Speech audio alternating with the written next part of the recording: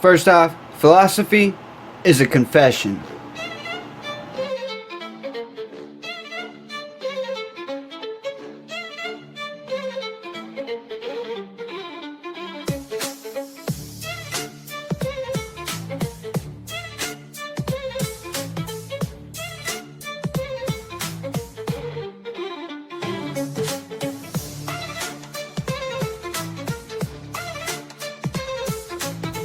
When I started working on this problem, or I guess when it started working on me, it was probably really in the mid-'80s, and I found myself suffering from two things. One was a very lengthy sequence of nightmares about nuclear destruction, and they were very affecting dreams. And associated with that was a sense of amazement that a dream that was that awful could reflect a reality that could be that awful.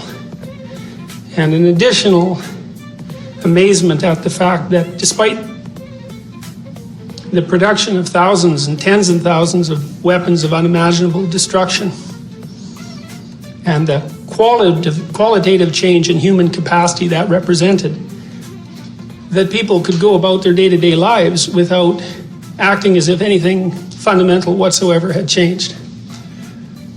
Now, I've never really been able to figure out why that disturbed me so much when it seemed to not disturb to any profound degree most of the people I knew. But it doesn't really matter. The upshot of it was that I probably spent my whole life trying to understand what evil was, and more importantly, what might be done about it. It's a strange pursuit in some ways for an academic to undertake, because academics tend to talk about academic things. And one thing you can say about evil is that whatever it is, it's not bloody well academic. It's not an intellectual issue, it's an existential issue. And it's not a theoretical issue, it's an issue that deals with the absolute nature of reality. And I guess sometimes I think that people who go into academia to shield themselves from having to ask questions about the absolute nature of reality. So, anyways, I think before you can dare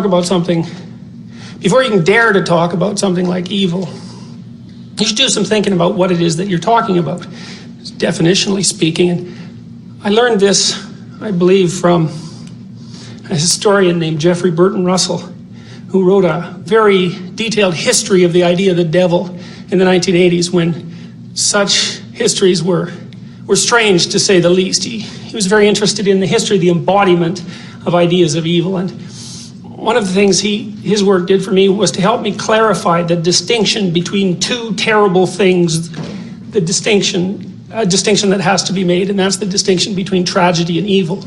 And I don't think you can talk about it evil at all until you distinguish it from tragedy. And so I'm going to try to distinguish evil from tragedy by making some reference to the essential existential condition of human beings. I would say that the nature of human being is such that it consists of a confrontation with the bounded finite with the unbounded infinite. And that those are the bare facts of the matter. And the facts are that the world of experience as it presents itself to us is literally and not metaphorically complex beyond our capacity to understand. And that means that people deal in a real sense on an ongoing basis with the infinite. And I believe that that fact is the reason why religious experience is essentially, and belief is essentially endemic to mankind. It's a human universal, and it's not because people believe. It's because human existence as such consists of a confrontation between the finite and the infinite. And religious systems merely take that into account. Now, our finitude in the face of the infinite has some inevitable consequences, and I would say those consequences are essentially the existential conditions of life. And the first of those consequences is that the finite is always overwhelmed by the infinite. It has to be, because it can't encapsulate it. And so what that means is that that suffering is central to the nature of human existence. And suffering exists as a consequence of the consequences of our limitations. I mean, every single person who's alive is going to die. And every single person who's alive is going to deal with serious physical illness and mental distress, if they aren't suffering it directly, immediately, right now on their own, it's almost inevitably the case that every single person who walks the earth is confronting the bare bones of reality at that level in the guise of an afflicted family member. And so the fact of our finitude is again, no academic issue. It's central to the nature of our being, and we're forced to deal with it on an ongoing basis. So I would say insufficiency is built into human experience, and there are existential consequences to that. Now, I read something a long time ago, and I don't remember who wrote it, but it was written about Jewish commentary on the Torah. God is omniscient, omnipotent, and omnipresent. What does he lack? And the answer is limitation. And that's a riddle and an answer of unparalleled brilliance as far as I'm concerned, because I think it speaks deeply to something about the central nature of existence itself, and that is that without limitation, there's no being. Now, that's a hard thing to understand, but I think you can understand it in a number of different ways. The first thing you might want to understand is that I play this game with my students sometimes in my class. I'll come up to a student, or pick them at poor victim at random, and come up to them and say, okay, we're going to play a game. And they say, okay. And I say, well, you move first. Well, they don't know what to do. And the reason for that is because the limiting parameters of the game have not been defined. And as a consequence of that, they're stunned by their infinite freedom into complete immobility. And what that means, in a sense, is that in the absence of serious constraint, there can be no choice, no freedom, no existence. And I believe this to be fundamentally true, just as the fact that human being is vulnerable is fundamentally true. Here's another example that I think is more personal to me, and it emerged in my imagination as a consequence of my contemplation of my son's vulnerability. So I have children. They're teenagers now. I still like them. One of the things I was really struck by when my children were little was how perfect they were. And I believe that was the benevolence of God, in a sense. Children are tremendously difficult. They're a tremendous responsibility. But they're so perfect, and they manifest that perfection in such a remarkable way that's the payment for taking on the responsibility of bringing them into being and caring for them. And the thing about being a parent is that the vulnerability of people is made manifest to you in a way that was never the case prior to that. And it's haunting and it's beautiful, but it's also exactly right in a way. And I was thinking, well, look at my son. He's a little kid, and you got to chase after him all the time. He can get sick. People hurt him. People are going to be mean to him. He's going to be disappointed in his life. He's vulnerable, and it's a constant tragic reality that he's vulnerable. And I thought, well, okay, let's say we wanted to do something about that. So let's say we make him so that no one can pick on him. So you could inflate him to about 20 feet high and equip him with a metallic skeleton and a cast iron exoskeleton, and you could equip him with a computerized intelligence that far supersedes his own, and you could remove his vulnerabilities one by one, hypothetically, and of course more and more we're in a position where we could do that in reality. And one of the things I realized right away was that as you remove the vulnerabilities, you remove the thing you love. And then I started to understand more deeply that vulnerability was a precondition for human being, and that was a desirable precondition, because the things about human existence that are wonderful and remarkable are so integrally tied up with vulnerability that they're actually inextricable. The Jewish commentary, what the infinite lacks is the finite, is a more abstract way of getting at the same thing. If you could do absolutely anything you wanted at any point, and be anywhere you wanted, and be anything you wanted, and if there was nothing that was out of your reach, there would be nothing to do, because you'd be everything at once. And when you're everything at once, which is, at least in principle, the position of God, there's no story, and there's no being, and there's something about being that is a story, and without limitation, there's no story. So then the question starts to become, with regards to consideration of human vulnerability, is there a way to conduct your life in such a manner that the intrinsic vulnerability that characterizes your life is rendered not only acceptable but desirable? And to me, that's the central question of existence. And I tell you, get that wrong, you're on the wrong track. And if you're on the wrong track, man, you are in one terrible place. I would say, with regards to tragedy, Humans are vulnerable, and that's tragic. But if tragedy is the price that we pay for existence, then so be it, if existence is justifiable. And so tragedy itself, which is merely a revelation of our vulnerability, can't be regarded as evil. It's a condition of existence. And so it's necessary to distinguish the tragic conditions of existence from evil before you can even address the problem. And I think what that means to some degree is you should not blame on the relationship between the finite and the infinite the terrible failings of humanity that can be laid directly at the feet of human beings. So earthquakes aren't evil, and cancer isn't evil, and mental illness isn't evil, and predators aren't evil. They just are part of the way things are. But there are certain categories of human action that are definitely outside the parameters of mere tragedy, and those are the things we really have to get a handle on. Evil for me is differentiated from tragedy by its lack of necessity and its voluntarism. And it's a tenet, I think, of modern materialistic thought that there are social or material causes for actions, and it's an extraordinarily useful theory. And I think one of the unfortunate consequences of that is that we've tended to write off much of human misbehavior and attribute it to, say, insufficiencies in material conditions, which is not an acceptable theory.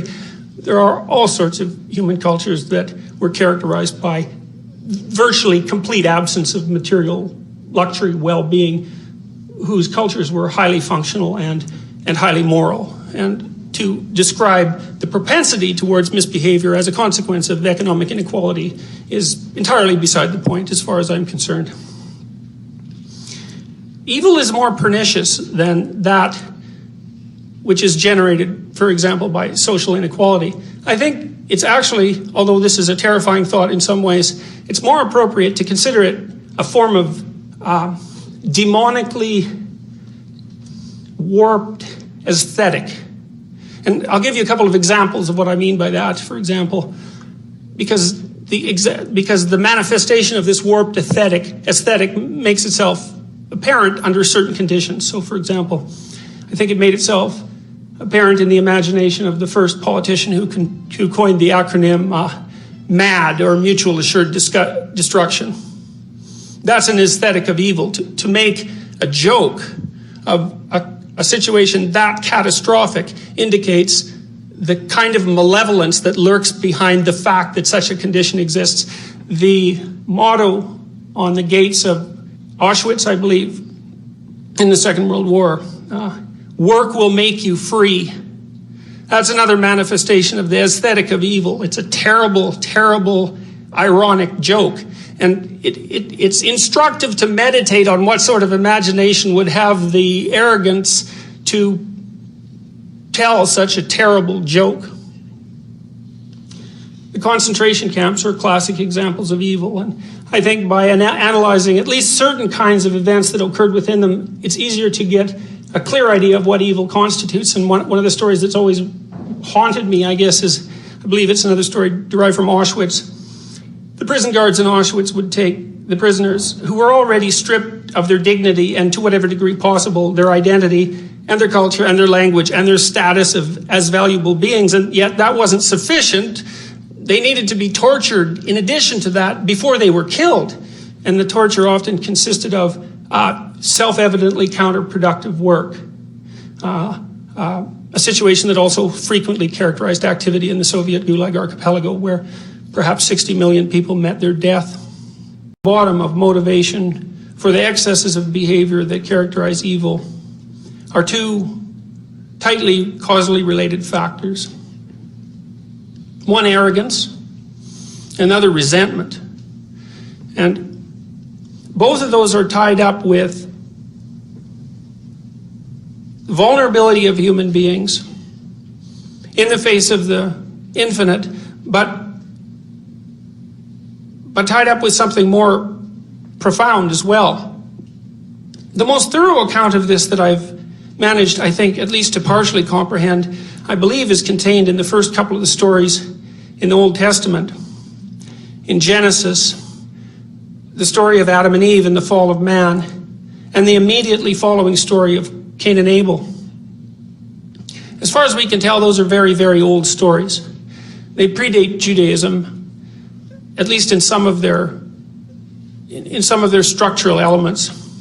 It's conceivable that some of the elements in those stories are as old as the human capacity to tell stories itself, assuming that they were grounded in an oral tradition that predated the written tradition. And we know that oral traditions can last, at least in some forms, unchanged for periods of up to 25,000 years.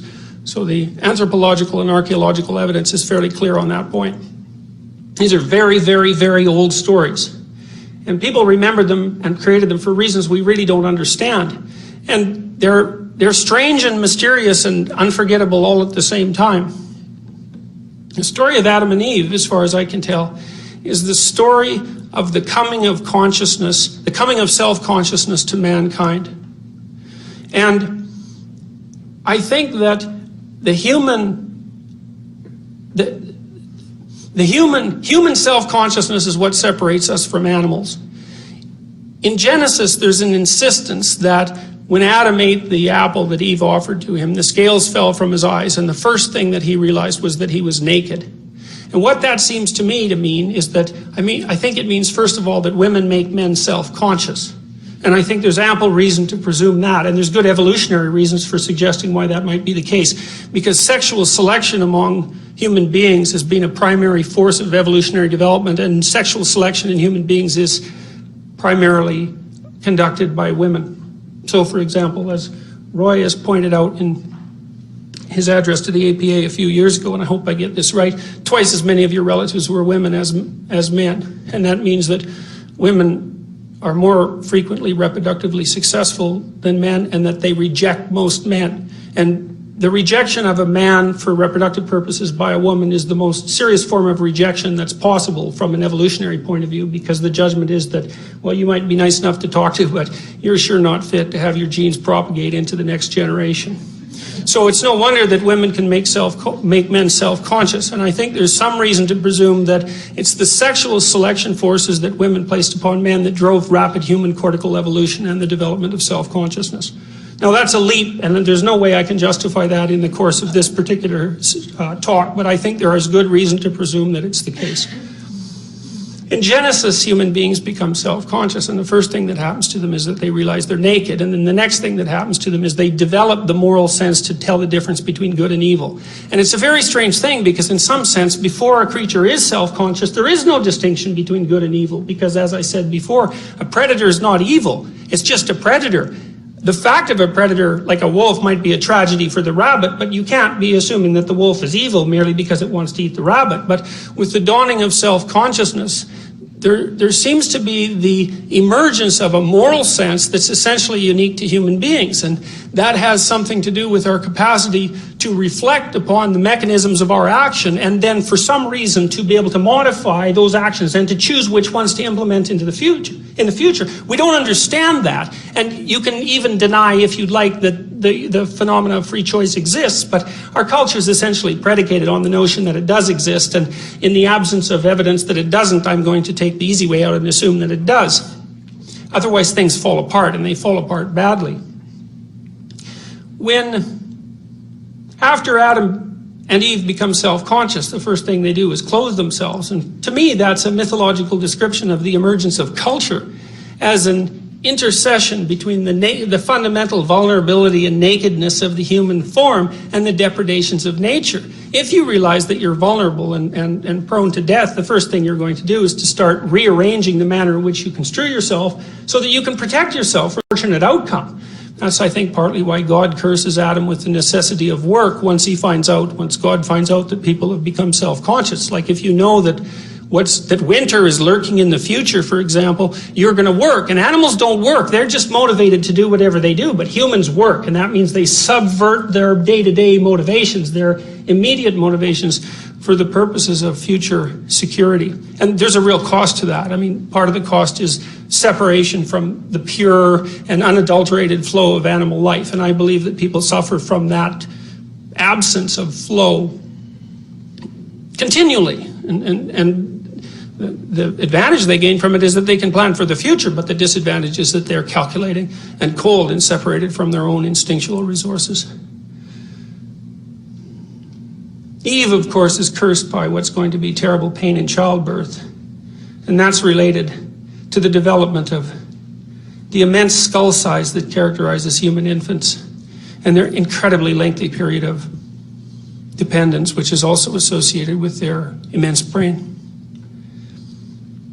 After Adam and Eve become self-conscious, they hide. And this is actually a comical part of Genesis. It's never really read as a comedy, but it is a comedy. Even the fall itself is a comedy. And so they're hiding away behind a bush. And God comes walking through the garden, and God, the infinite, is accustomed to walking with Adam with no interruption of the flow of information between them. Adam isn't there, and God says, where have you gone? And Adam says, well, I'm hiding. And God says, which is kind of stupid, really. And this is why it's a comedy. It's like he's hiding behind a bush. And this is God, and he can see through bushes. And like Adam should know that, but it doesn't really matter. He's hiding behind this bush anyways. And God, so Adam says, I'm hiding. And God says, well, why are you hiding? Well, it's because Adam is ashamed. And Adam says, well, I'm naked. And this is an example of the tremendous compression of human wisdom into a few lines that characterizes mythology. You say, well, why would people hide from God once they realize they're naked? And I would say, well, that's pretty obvious. Like, once you know you're vulnerable. Or do you really have enough courage to manifest any sort of semblance of a divine destiny? Well, the answer to that is pretty much clearly no, and it's no bloody wonder. And so the hiding is, people hide when they're self-conscious and vulnerable. And what do they hide from? They hide from their deepest destiny, and it's no wonder. And God says, okay, yeah, well, you figured that out, how that happened. And Adam says, and this is comical too, well, it's the woman's fault, which I think is really funny, and which actually may have been the original sin and not the eating of the apple, right? The first time that the man blamed the woman for his self-conscious misery, I think that's the real fall and not the rise of self-consciousness itself. Anyways, we know the rest of the story. God says, oh, well, the cat's out of the bag now, you know you're vulnerable, and from here on in, history starts. You're out of paradise. You're out of unconscious identification with the natural world. You're going to work. You're going to sweat. Lots of the time it isn't going to work. And women, they're going to be beholden to their husbands, not because that's divine fiat, but because the developmental dependency of a human infant is so extreme that women are cursed to rely on men for protection when they're at their most vulnerable. Fine. So that's self-consciousness and an explanation for why people would hide away from their destiny. But then the next story, the Cain and Abel story, really elaborates that out and describes it. And so Cain and Abel, of course, are two sons of Adam and Eve, and they're really the first people. Because, of course, Adam and Eve were made by God, so they're really not people at all, because people are born, and Cain and Abel are the first two people. And they characterize, as far as I can tell, two canonical patterns of reaction to the terrible vulnerability that's revealed as a consequence of the development of self-consciousness. Cain and Abel make sacrifices to God. Why? Human cultures make sacrifices. That's what they do. Sacrificial ritual is a human universal. Blood sacrifice is a human universal. Human sacrifice, at least in some anthropological epochs, was regarded as a human universal. Why do people make sacrifices to God? To please Him. It seems like a mystery to modern people. I ask my students, what sacrifices did you make to go to university? Well, they can answer that in 0.2 of a second. They can't party as much as they might have. They can't drink nearly as much beer as they might have liked to. More seriously, a lot of them work. A lot of them have put their families in serious financial straits to send them to university. They've given up all sorts of things in order to pursue action that they believe will best ensure their harmonious relationship with the nature of reality. Everyone makes sacrifices. Okay, we can say that now because we're psychologically sophisticated and linguistically sophisticated, and we know something about human psychology.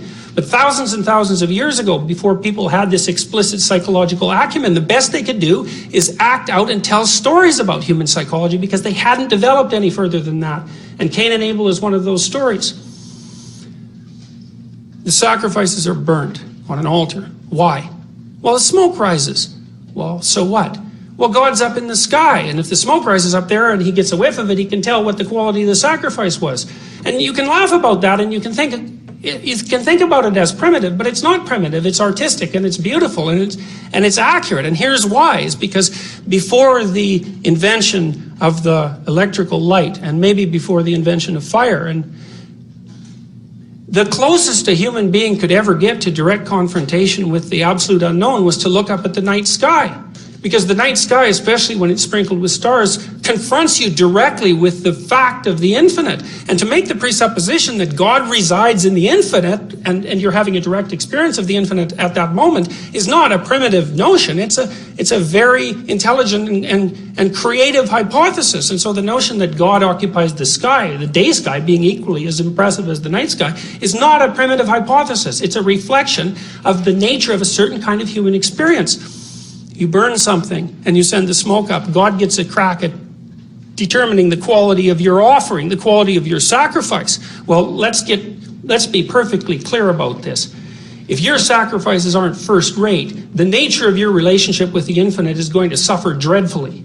And that's exactly what the story of Cain and Abel reveals. Now, Abel, he's a trusting character. He believes in the nature of experience and the nature of existence. When he's called on to make a sacrifice, he sacrifices the best that he has to offer. And that makes God happy. And as a consequence, everything that Abel touches turns to gold. Everyone likes him. They respect him. His crops multiply. He's successful with women. Plus, he's a wonderful guy. So you could hardly imagine a more annoying creature if you possibly attempted to do it. Whereas Cain has reacted to his self-consciousness by withdrawing from the infinite. And there's a tremendous danger in that, because it starts to mean that he relies purely on his own devious devices to sail his ship through the shoals of life. He believes, as his arrogance develops, as a consequence of his withdrawal from the infinite, a contact that he can't tolerate because he can't tolerate his own vulnerability, that he's able to deceive the structure of reality itself, to offer second-rate sacrifices to God himself, who can see absolutely everything, because the infinite is absolutely everything, and to prevail nonetheless. Well, needless to say, this does not work. And it doesn't work in an obvious way. If you talk to people and they reveal to you their unnecessary suffering, it's very straightforward to look behind what it is that they have to say. They'll tell you the poor decisions they made in their lives, and the opportunities that they didn't take, and the chances that they didn't have enough courage to grasp, and the sacrifices they failed to make. There's nothing mysterious about it. And their own experiences teach them full well that they pathologize the relationship they have with the nature of reality. Well, that's a terrible thing. Well, and Cain is dreadfully unhappy. He's unhappy because nothing he ever wants happens, and that's partly because he doesn't really want it, because if he really wanted it, he'd make the right sacrifices. The salt is rubbed into his wounds by the existence of his brother, for whom everything seems simple, but of course really isn't. Cain goes to complain to God. And I had to read 3 or 4 different translations of these particular verses to figure out what this meant. And he says, what in the world is going on here? I'm working myself to the bone. I'm sacrificing things left, right, and center. Everything I touch turns to dirt. Everything turns against me. Like, what's up with the nature of reality? Cain's essential vulnerability is revealed and exacerbated by his pathological attitude towards his own actions. God says to him, essentially, sin is a predatory cat that crouches at your doorway and leaps on you at will. But if you only wanted to, you could master it. And that is absolutely the last thing that Cain wants to hear. Because if things are going from bad to worse for you, and you're playing a causal role in it, there's nothing more horrible than that someone can do to you, but reveal to you in a way that you can't deny that you're entirely complicit in your own demise. And that's exactly what God does to Cain. And so what does Cain do? And that's exactly what God does to Cain. And so what does Cain do? Well, the logical thing would be listen, because if the structure of reality itself tells you something, it's best to listen, since there's no way out of it. But that's not what Cain does. He's so incensed by his sensual vulnerability, compromised and exacerbated by his failure to make the appropriate sacrifices and to conduct himself appropriately, that he decides then and there, number one, to destroy his ideal, to reduce the tension that he feels when that ideal exists as a contrast point, and number two, to destroy the favored son of God. And so he goes out into the field and kills Abel. And God comes along and says, where's my favorite son? And Cain says, I killed him. And it's so interesting to me that that story is placed, really, it's the third story in the Old Testament. It's with the archaic stories. And it's a story that reveals, as far as I can tell, that there are two essential patterns of reaction to the self-conscious, vulnerable conditions of existence. And one is humble approach to infinity with determined attempts to make the appropriate sacrifices. The other is arrogance, resentment, the keeping of everything good for oneself, and the degeneration of the soul into something that's homicidally murderous. Well, the story doesn't stop there, and it gets really compressed in this part, and that's perhaps because some of it's been lost with the passages of time. But the next thing that happens is that, well, God doesn't punish Cain. And you think, that's kind of strange. I mean, the Old Testament God, he's punishing people left, right, and center. It's right, why not Cain?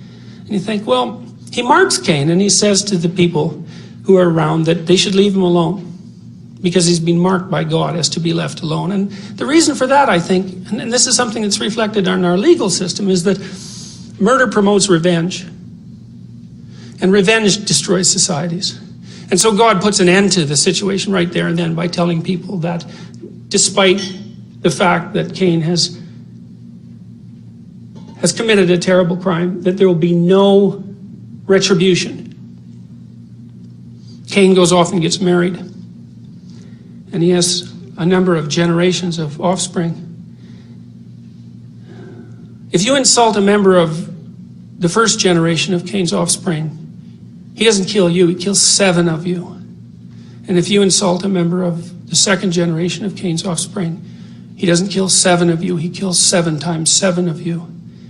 And then on down the road of the offspring of Cain is Tubal-Cain. And Tubal-Cain is the artificer of weapons of war. And this stunningly brilliant story says in its incredibly compressed fashion that the motivation that drives the commission of the worst human atrocities is an inevitable social consequence of the refusal of the self-conscious individual to make the sacrifices appropriate to establishing a harmonious life, and their consequent degeneration into a kind of murderous and resentment-filled rage propagating endlessly through its variations in society until everything comes to an end. And the next story is the flood. And it's not surprising, because if things go from bad to worse long enough, everything falls. And it's a terrifying story, and I didn't understand that story. I didn't understand that story for years. It wasn't really until I read Alexander Solzhenitsyn that I developed, I think, the cognitive capacity to even understand what the story meant, because Solzhenitsyn said in his Nobel Prize accepting speech, a single person who stops lying can bring down a tyranny, which is a stunning thing to say, but I would also say something that's been amply demonstrated in the 20th century, because we have historical examples of people who did precisely that. Gandhi did it, Václav Havel did it, Nelson Mandela did it. Solzhenitsyn's Gulag Archipelago was definitely one of the axe blows that brought down the Soviet Union. A stunning achievement for a person who started writing that book by memorizing it when he was a concentration camp victim this far away from starvation. It shows you, as clearly as anything possibly can, how powerful the human spirit can be if it's willing to take on the obligation of its relationship with the divine, and also how terrible things can become if the responsibility of that burden is not shouldered. Now, it's no wonder, as far as I can tell, that people don't think this way, because thinking this way it's catastrophic in a way, because the burden it places on the individual is so extreme that it's almost unbearable. Well, but that's exactly why it is in Genesis to begin with that Adam hides when there's a lot more to people than meets the eye. And the only way I learned that was by looking at people's and my own capacity for evil, because I started to realize that we regard ourselves as narrow little beings in a particular kind of box. And there's real comfort in that, although there's tremendous limitation. You cannot see your way out of that box until you know, well, what I teach my students. I teach them about Nazi Germany, and I try to make them understand that there's an overwhelming probability, if they were in Nazi Germany in the 1930s, that they would have been perpetrators and Nazis. An overwhelming probability. And if they can't accept that, because it's a historical fact, they have absolutely no idea who they are. Now, imagining yourself as a Nazi perpetrator is an unbearably terrifying thing to do, but I don't believe that you can do, I don't think that you have any insight whatsoever into your capacity for good until you have some well-developed insight into your capacity for evil. Because people can tell you till they're blue in the face about your capacity for good. It just sounds like, wishful thinking. It sounds like the sort of thing that an advertiser might tell you on TV. It's just too good to be true. And I don't think people believe it. But I think that if you tell people that, in the cold, dark corners of their mind, there are motivations that are so terrible that they would traumatize themselves if they were ever revealed, that everyone knows at some level of analysis that that's absolutely true. You think there's evidence throughout history that it's possible for people to be enlightened.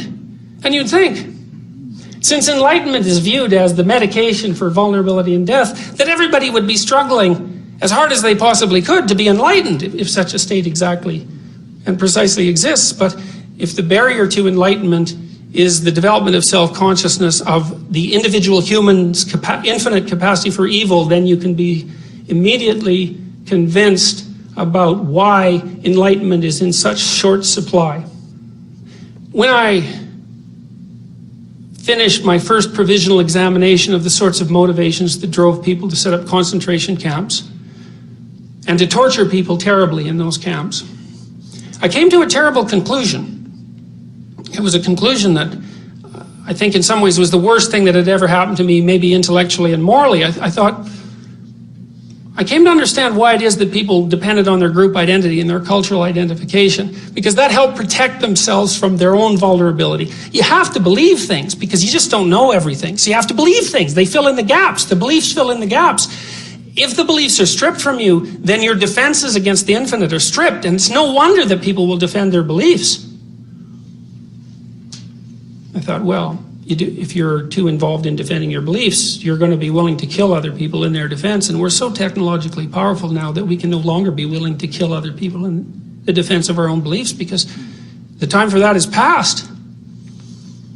And I realized, well, if you don't stand up for your beliefs, you leave yourself bereft. You're open to the depredations of the infinite. That's equally intolerable. It seems to leave no way out. There is a way out, and I think it's the way out that genuinely religious people have tried to offer humanity for thousands and thousands of years. And the way out of the conundrum posed to you by your reliance on ideological beliefs and your vulnerability in the face of the unknown is the development of a truly integrated and powerful character. And that's individual development. And it means constant confrontation with things you don't understand and constant attempts to ensure that your character is composed of truth and solidity rather than deceit, and to make of yourself something that's built on a rock and not predicated on sand. And the thing is, it's one thing to tell people that because maybe they should take care of themselves. But I don't know if that's enough to tell people because they don't take care of themselves that well. But it's a completely other thing to say, look, every time you make a pathological moral decision, you move the world one step closer to complete annihilation. And I absolutely believe that. I think the historical evidence is crystal clear. And I also think that every time you make an appropriate moral decision and you manifest moral courage in the face of your own vulnerability, then you move the world one step farther from the brink. And that's the case for every single person. Solzhenitsyn said, drawing on his Eastern Orthodox Christian background, every single person is the center of the world, a center of the world, not the center of the world. The world's a complicated place. It can have all sorts of centers. It's hard to believe that you might be one of them, but everything about human existence is hard to believe. The fact that it's here at all is hard to believe. The nature of it's hard to believe. Everything that human beings does is so ridiculous and remarkable that it's a consistently and constantly unfolding miracle. The idea that each of you might be a center of the cosmos in that infinite admixture of ridiculousness and absurdity is hardly more than one more ridiculous thing to swallow. Well, I'll summarize, I guess. I said that tragedy is a precondition for being. Being is the interplay between the finite and the infinite, and in that interplay there's tragedy, and there's no way out of that. Evil's something different. Evil is the conscious attempt to make the conditions of existence more pathological than they have to be. And it's motivated by conscious intent. The motivations arise because people pay a terrible price for their self-conscious awareness, and that awareness is their awareness of their vulnerability. And that is a terrible thing to be aware of. That vulnerability can be confronted forthrightly, accepted, and the appropriate decisions made. Alternatively, people can retreat into their own rationalistic arrogance and attempt to deceive themselves and everyone else about the nature of their own existence and about the nature of reality. That pathway leads to nothing but destruction. I think that there's good reason to assume that it's too late in our developmental course as a species for that path to be acceptable anymore, because we're too powerful. And if too many people stay on that path, we're going to do ourselves in. And so I would say, as we've become more technologically powerful, an increasing moral burden is being placed on each of us. It matters to the destiny of the cosmos whether or not you get your moral act straight. And I don't mean that in a trivial way. I believe that that's as close to an empirical fact as anything that can be demonstrated. And I also believe that's as terrifying a thing to consider as anything you could possibly imagine. And maybe it's too much to ask of people. But you know, our great religious traditions do continually remind us that inside every human being there's a spark of divinity. And that idea is a precondition for our entire system of law. There's always the possibility that it's true. And if it's true, it means that there's an infinite avenue of potential that lays open to every single person, and that the ability to transform the terrible conditions of reality into something not only acceptable but worthy of celebration actually lies within our grasp. And the alternative to that is the continual generation of a kind of hell that's so incomprehensibly awful that by any reasonable person's standards, it has to be regarded as something to avoid. If you guys made it this far, I appreciate it. Please remember to like and subscribe if this is the type of content you like, motivational type, inspirational stuff. Thank you again. WTJ Knowledge Drops on all social media, and you can subscribe on YouTube and Patreon.